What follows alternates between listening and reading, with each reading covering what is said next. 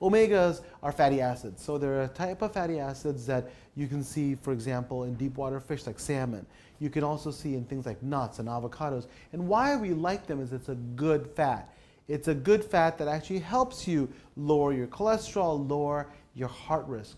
The number one killer by far in the Western world is heart disease and cardiovascular disease. And what we're trying to find are ways to decrease that, right? So one of the best ways is omegas. Omegas are found, in those foods that I talked about. So again, the U.S., at least the U.S. Heart Association recommends having 2 servings of fish. Have about 3.5 ounces. So just a normal serving of fish twice a week will be a good way to get the omegas. I also love nuts, and I think avocados and vegetable sources of omegas are great.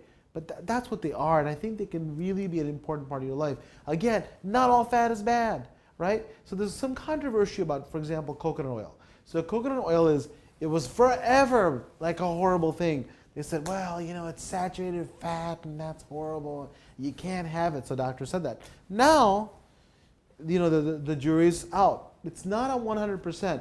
So, coconut oil has saturated fat, but there's something called, it's technical, but medium chain triglycerides. So we think that might be handled differently in our body, but also it has antioxidants, which may help you fight heart disease. So my advice on coconut oil is that moderation. Don't just think because it's good for you now, go all out, go crazy, but that can really be bad for you as well. So I think, back to the omegas and fat, is that not all fat is bad, but you have to watch, even with fat, how much you have.